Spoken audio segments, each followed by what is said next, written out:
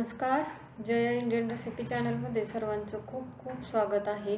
मकर संक्रांत विशेष इथे मी तिळगुळ पोळी बनवत आहे. त्यासाठी सुरुवातीला आपल्याला तिळगुळ पोळीची कणिक मळून घ्यायची आहे. इथे मी बरोबर या वाटीने गच्च भरून आणि असं थोडंसं दाबून गव्हाचं पीठ घेतलेलं आहे. आता हे गव्हाचं पीठ आपण चाळून घेऊया. असं हे गव्हाचं पीठ आपण चाळूनच घ्यायचं आहे, कारण तर याच्यामध्ये भरपूर चाळ निघतो. भरपूर जण म्हणतात की ही तिळगुळ पोळी आहे ना, ती खूप जास्त चिकट होते, खुसखुशीत होत नाही. तर मी या व्हिडिओमध्ये अगदी साध्या सोप्या भाषेमध्ये अगदी छान अशी खुसखुशीत तिळगुळ पोळी कशी बनवायची ते सांगितलेलं आहे. त्यामुळे व्हिडिओ स्किप न करता शेवटपर्यंत नक्की पहा. आता इथे मी सर्व गव्हाचे पीठ चाळून घेतलेलं आहे. त्याच्यामध्ये 1 छोटा चमचा मीठ टाकलेला आहे. ही तिळपोळी जास्त दिवस टिकावी यासाठी आपल्याला याच्यामध्ये एक साहित्य घालायचं आहे. तर इथे मी बरोबर पोहे खायचे 2 चमचे बेसन पीठ टाकत आहे. याने काय होतं, याच्यामध्ये जे ओलसरपणा असतो ना, तो शोषून घेतला जातो.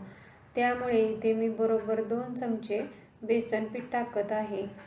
तर बघू शकता, अशा पद्धतीने बेसन पीठ टाकलं म्हणजे काय होतं, ती तिळगुळ पोळी आहे ना, ती जास्त चिवट किंवा चिकट बनत नाही. त्याच्यातलं मॉइश्चर शोषून घेतं आणि त्यामुळे ही जी तिळगुळ पोळी आहे ना, ते 8 ते 10 दिवस अगदी आरामात टिकते. आता आपल्याला हे सर्व साहित्य आहेत ना, ते व्यवस्थित मिक्स करून घ्यायचे आहेत. आणि ही तिळगुळ पोळी आपल्याला जर खुसखुशीत व्हावी अशी वाटत असेल ना, तर याच्यामध्ये आणखी एक साहित्य टाकायचं आहे. तर इकडे मी गॅसवरती एक कडलं ठेवलेलं आहे आणि त्याच्यामध्ये या मोठ्या पळीने बरोबर 1 पळी तेल ओतलेलं आहे. आणि आपल्याला हे तेल आहे ना, ते चांगलं कडकडीत गरम करून घ्यायचं आहे. कडकडीत गरम करून घेतलं म्हणजे, आणि हे जे मोहन आहे ना, ते आपल्याला या गव्हाच्या पिठावरती टाकून घ्यायचं आहे.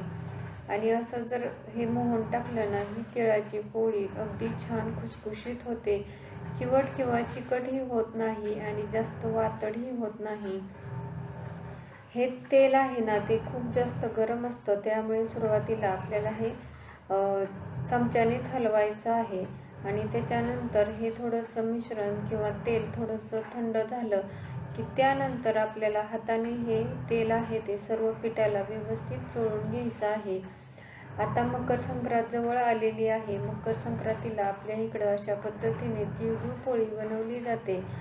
अधूनमधून ही आपण मुलांच्या शाळेच्या डब्यासाठीही देऊ शकतो, कारण याच्यामध्ये भरपूर असे पौष्टिक तत्व असतात. याच्यामध्ये आपण तिळगुळ घालतो ना, त्याच्यामुळे आपल्या शरीरामध्ये उष्णता तयार होते आणि थंडीच्या दिवसामध्ये आपण ही तिळगुळ पोळी आवर्जून खाल्ली पाहिजे. तर आता मी हाताने छान असं पूर्ण पिठाला ही जे तेल आहे ना, ते प्रत्येक कणाला लागलं पाहिजे असं हे चोळून घ्यायचं आहे. थोडासा याला टाईम लागतो, पण ही जी स्टेप आहे ना, ती खूप जास्त महत्त्वाची आहे. ही जर स्टेप व्यवस्थित केली ना, तर आपली तिळगुळ पोळी हमखास खुसखुशीत होणार. तर बघा, असा जर पिठाचा मुटका होत असेल ना, तर अगदी व्यवस्थित या पिठाला छान असं तेल लागलेलं असतं. आणि असं गरम तेल सर्व पिठाला लागलं ना, हे गव्हाचं पीठही हलकं होतं. आता आपल्याला तिळगुळ पोळीसाठीची कणिक मळून घ्यायची आहे. थोडंसं पाणी घालून आपल्याला ही तिळगुळ पोळीची कणिक मळून घ्यायची आहे. तर ही तिळगुळ पोळी बनवताना कशी कणिक मळायची आहे, तर चपातीला मळतो ना त्याच्यापेक्षा थोडीशी घट्ट आणि पुरीला मळतो ना त्याच्यापेक्षा हलकीशी पातळ मळायची आहे. जास्तही घट्ट मळायची नाही किंवा पातळही मळायची नाही. आता ही कणिक आपल्याला 20 ते 25 मिनिटे भिजवून घ्यायची आहे. याच्यावरती थोडंसं तेल लावून घ्यायचं, म्हणजे जोपर्यंत ही कणिक भिजत आहे ना, तोपर्यंत याच्यावरती असं कोटिंग येत नाही किंवा वरच्या साईडनी कणिक वाळते ना, तशी सुकणार नाही. आता ही कणिक मी भिजायला ठेवलेली आहे. कणिक भिजत आहे ना, तोपर्यंत याच्यामध्ये जे सारण लागणार आहे ना, ते बनवून घेऊया. आणि तोपर्यंत आपली कणिक ही छान अशी भिजली जाते. तिळगुळ पोळीसाठी जे सारण लागणार आहे ना, ते मी तुम्हाला इथे सर्वप्रथम सांगते. तर इथे मी या वाटीने बरोबर 1 सपाट वाटी तीळ घेतलेले आहेत. तर हे तीळ आहेत ना, असे मातकट कलरचे आहेत. पॉलिश तीळ शक्यतो घ्यायचे नाहीत, अशी तीळ नक्की घ्या. आणि जर तुम्हाला असे तीळ नाही भेटले तर तुम्ही पॉलिश तीळही वापरू शकता. त्याच सेम वाटीने इथे मी 1 वाटी शेंगदाणे घेतलेले आहेत आणि याच सेम वाटीने इथे मी बरोबर 2 वाटी गूळ अगदी बारीक चिरून घेतलेला आहे.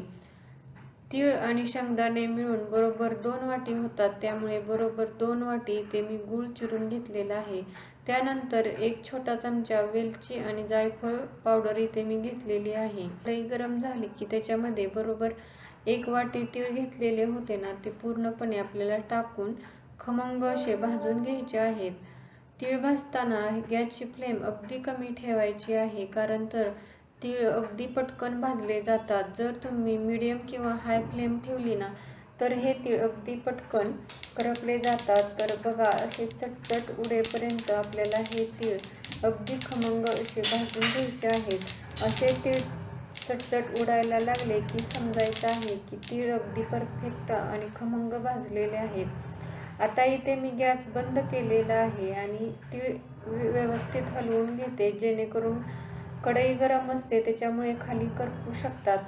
आणि आता मी एका मोठ्या ताटामध्ये हे तीळ काढून घेणार आहे. तीळ अशा मोठ्या ताटामध्ये काढायचे आहेत, म्हणजे लवकर थंड होतात. आणि अशा पद्धतीने थोडेसे पसरवून ठेवायचे, म्हणजे याच्यातली जी वाफ आहे ना, ती पटकन अशी बाहेर जाते आणि व्यवस्थित आपले तीळ गार होतात.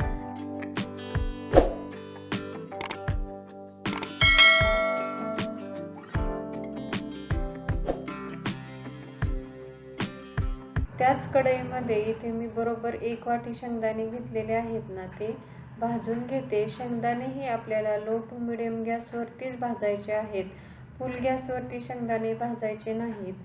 आणि आपल्याला अगदी खरपूस होईपर्यंत हे शेंगदाणेही छान असे भाजून घ्यायचे आहेत. तर इथे मी शेंगदाणेही भाजून घेत आहे.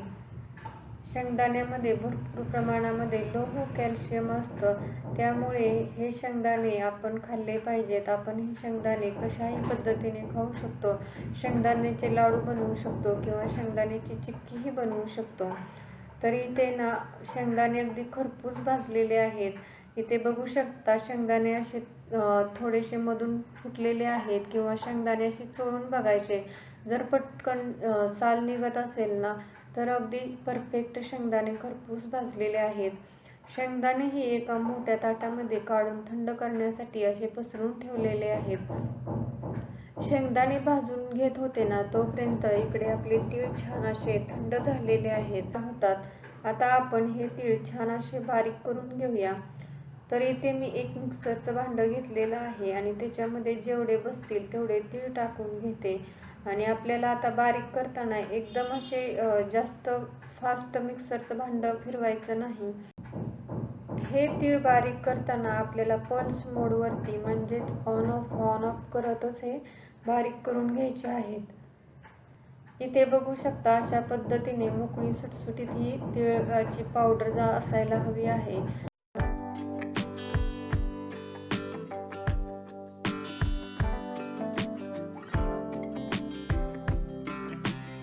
आता अशाच पद्धतीने सर्व तीळ मी बारीक करून घेतलेले आहेत. इकडे आपण तीळ बारीक करून घेत होतो ना, तोपर्यंत हे भाजून घेतलेले शेंगदाणेही गार झालेले आहेत. आता हे शेंगदाणेही आपल्याला बारीक करायचे आहेत. शेंगदाणेही आपल्याला पल्स मोडवरतीच, म्हणजेच ऑन ऑफ करतच बारीक करायचे आहेत. तर बघा, अशा पद्धतीने सर्व शेंगदाणेही मी बारीक करून घेतलेले आहेत. आणि तिळाचा कूट ज्या ताटामध्ये टाकला होता ना, त्याच्यामध्येच टाकलेला आहे. आता हे दोन्ही व्यवस्थित मिक्स करून घेऊया. आणि त्याचबरोबर जो आपण 2 वाटी गूळ घेतलेला होता ना, तोही गूळ याच्यामध्ये टाकून घेतलेला आहे. आणि वेलची जायफळ पूडही याच्यामध्ये टाकायची आहे. आता व्यवस्थित हाताने मिक्स करून घ्यायचं आहे.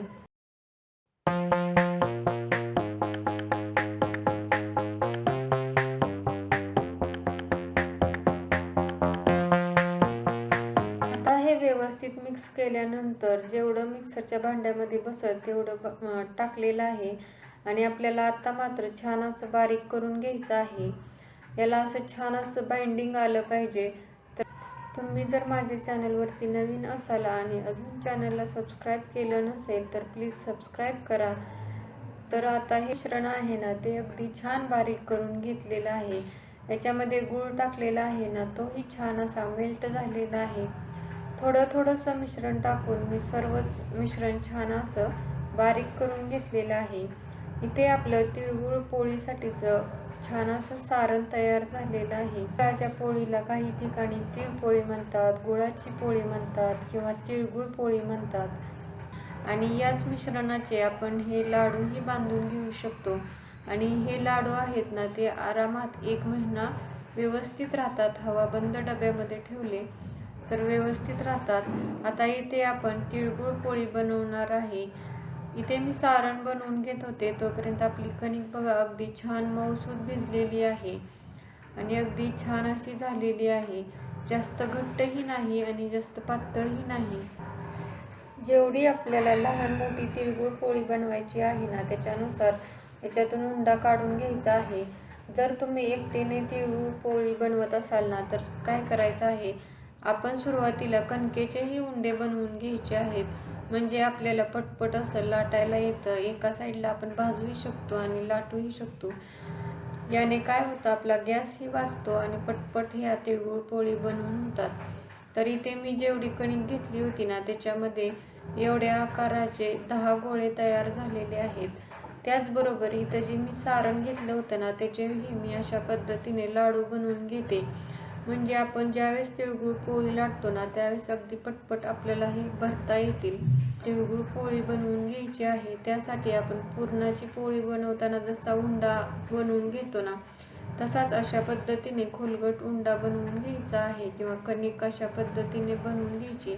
आता हा जो सारणाचा लाडू बनवून घेतलेला आहे ना तो अशा पद्धतीने मी थोडासा याला फोडायचा आहे जेणेकरून हे जे सारण आहे ना ते व्यवस्थित सगळीकडे पसरलं जातं. नाहीतर काय होईल, हे लाटताना तिळगुळ पोळी फुटली जाते. त्यामुळे हे सारण छान असं मोकळं करून घ्यायचं आणि अशा पद्धतीने व्यवस्थित चारी बाजूने ही कणिक एकत्र करून याचा उंडा बनवून घ्यायचा आहे. आता इथे मी गव्हाचं पीठ घेतलेलं आहे. गव्हाच्या पिठामध्ये हा उंडा बुडवायचा आहे आणि व्यवस्थित हे सारण सगळीकडे पसरावं म्हणून हातानेच आपल्याला सुरुवातीला अशा पद्धतीने सारण सगळीकडून फिरवून घ्यायचं आहे. म्हणजे लाटताना हे व्यवस्थित हे सारण सर्व कडेपर्यंत पोचलं जातं आणि त्यानंतर आपल्याला छान असं लाटून घ्यायचं आहे. तर ही थोडीशी घट्ट कणिक असल्यामुळे आपल्याला थोडंसं याला दाब देऊनच लाटायचं आहे. आणि ही जी तिळगुळ पोळी लाटतो ना त्यावेळेस काय करायचं, याच्या कडा आहेत ना त्या अगदी छान अशा पातळ लाटून घ्यायच्या. मध्ये थोडीशी ही पोळी जाड झाली तरीही चालू शकते, पण याच्या कडा अगदी छान अशा व्यवस्थित पातळ लाटून घ्यायच्या आहेत. तर बघा अगदी छान असं हे सारण कडेपर्यंत पसरत आहे. इथे मी व्हिडिओमध्ये अगदी छोट्या छोट्या टिप्स सांगितलेल्या आहेत. त्या टिप्स वापरून तुम्हीही अशा पद्धतीने तिळगुळ पोळी बनवू शकता. आणि इथे बघू शकता वरूनच तुम्हाला दिसत आहे की सारण अगदी कडेपर्यंत गेलेलं आहे. आणि ही तिळगुळ पोळी लाटताना थोडीशी दाबून लाटायची म्हणजे व्यवस्थित आपल्याला ही तिळगुळ पोळी लाटली जाते. आता बघा अशाच पद्धतीने राहिलेल्या ही तिळगुळ पोळी मी लाटून घेते. तुम्ही हवं तर एका ताटावरती 4-5 तिळगुळ पोळी लाटून ठेवू शकता आणि त्याच्यानंतर भाजून घेऊ शकता. जास्त तिळगुळ पोळी लाटून ठेवायची नाही, कारण तर याच्यामध्ये गूळ घातलेला असल्यामुळे तो मेल्ट होऊ शकतो. 4 ते 5 पोळ्या एखाद्या वेळेस तुम्ही लाटून ताटावरती ठेवू शकता. आता इथे मी तुम्हाला आणखी एक तिळगुळ पोळी लाटून दाखवते. सुरुवातीला आपण हातानेच सारण व्यवस्थित पसरवून घ्यायचं आणि त्याच्यानंतर अशा पद्धतीने लाटून घ्यायचं आहे. लाटताना थोडंसं हे जी कणिक आहे ना ती घट्ट असल्यामुळे दाबून थोडंसं लाटावं लागतं. आणि जर तुम्हाला वाटत असेल की ही खाली लागत आहे तर अशा पद्धतीने पीठ लावून परत हे छान असं ही तिळगुळ पोळी लाटून घ्यायची आहे. तिळगुळ पोळी लाटताना अगदी कडा आहेत ना त्या व्यवस्थित पातळ करून घ्यायच्या आहेत, जास्त जाड ठेवायच्या नाहीत, नाहीतर ती तिळगुळ पोळी वातड किंवा कडक होते. तर बघा ही दुसरी ही तिळगुळ पोळी मी छान अशी लाटून घेतलेली आहे. वरूनच तुम्हाला दिसत आहे की सारण अगदी कडेपर्यंत गेलेलं आहे. जर असं सारण कडेपर्यंत नाही गेलं आणि कडेला जर तसंच शिल्लक राहिलं ना तर मुलं खाताना काय करतात, जिथं सारण आहे ना तेवढीच पोळी खातात आणि कडेचे तसंच कडा खात नाही. आता इथे मी तिळगुळ पोळी भाजून घेते. गॅसवरती तवा गरम करून घेतलेला आहे. आता ही तिळगुळ पोळी भाजताना काय करायचं आहे, लगेच याला उलटायचं नाही. याच्यावरती थोडेसे अशा पद्धतीने बबल्स आले की मग आपल्याला ही तिळगुळ पोळी उलटून घ्यायची आहे आणि थोडीशी अशी भाजली की त्याला तेल किंवा तूप लावायचं आहे आणि अगदी छान अशी आपल्याला ही तिळगुळ पोळी भाजून घ्यायची आहे. आणि आणखी एक महत्त्वाचं म्हणजे ही तिळगुळ पोळी भाजताना गॅसची फ्लेम मिडियमच ठेवायची आहे. फुल गॅसवरती भाजायची नाही, कारण तर याच्यामध्ये गूळ घातलेला असतो. त्यामुळे ही पोळी आहे ना ती फुल गॅसवरती भाजली ना तर लगेच करपली जाते. त्यामुळे मिडियम गॅसवरतीच तिळगुळ पोळी भाजायची. आणि बघू शकता ही तिळगुळ पोळी अगदी टम्म फुगलेली आहे आणि अगदी मस्त अशी दिसत आहे. आता काय होतं, अगदी कडेपर्यंत ही तिळगुळ पोळी फुगलेली असते ना, त्याच्यामुळे कडा याच्या कच्च्या राहू शकतात. त्यामुळे व्यवस्थित आपल्याला या कडाही व्यवस्थित भाजून घ्यायच्या आहेत. तर बघा, मी अशा पद्धतीने मध्ये या कडा आहेत ना ती घेत आहे आणि व्यवस्थित कडाही छान अशा भाजून घेत आहे, म्हणजे आपल्या या तिळगुळ पोळीच्या कडाही कच्च्या राहणार नाहीत. तर इथे मी व्हिडिओमध्ये अगदी कणिक मळण्यापासून सारण बनवण्यापासून तिळगुळ पोळी कशी भाजावी याच्या पूर्ण अशा टिप्स दिलेल्या आहेत. त्यामुळे तुम्ही जरी पहिल्यांदा ही तिळगुळ पोळी बनवणार असाल ना तर अजिबात चुकणार नाही. पहिली एक तिळगुळ पोळी तुम्हाला भाजून दाखवलेली आहे, आणखी एक तुम्हाला भाजून दाखवते. तिळगुळ पोळी भाजताना गॅसची फ्लेम अगदी मध्यमच ठेवायची, जास्तही फुल नाही आणि जास्त कमीही नाही. आता बघा, अशा पद्धतीने याच्यावरती बबल्स आले की आपल्याला ही तिळगुळ पोळी छान अशी उलटून घ्यायची आणि त्याला तूप किंवा तेल लावायचं आहे. बघा, ही दुसरी ही तिळगुळ पोळी अगदी छान अशी टम्म फुगलेली आहे आणि अगदी परफेक्ट आपली पुरणपोळी जशी फुगते त्या पद्धतीने ही तिळगुळ पोळी ही टम्म फुगलेली आहे. आता मी त्याच्यावरती तेल लावून घेते आणि दोन्ही साईडनी अगदी छान अशी खुसखुशीत किंवा खमंग भाजून घेत आहे.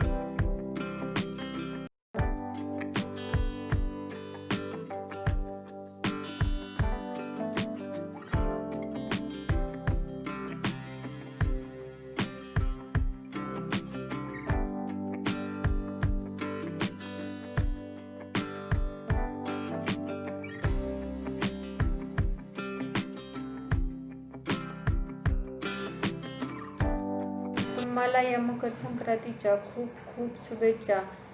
तुम्ही या मकर संक्रांतीला नक्की अशा पद्धतीने तिळगुळ पोळी बनवून पहा.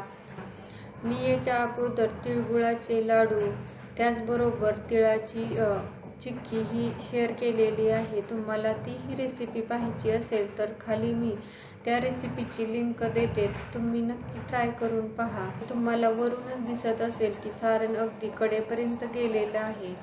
ही जी तिळगुळ पोळी आहे ना ती आरामामध्ये 8 ते 10 दिवस छान अशी व्यवस्थित राहते, अजिबात खराब होत नाही.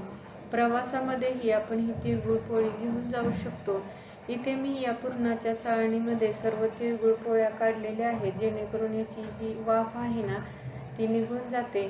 आणि बघा, अगदी आपली छान खुसखुशीत तिळगुळ पोळी तयार झालेली आहे.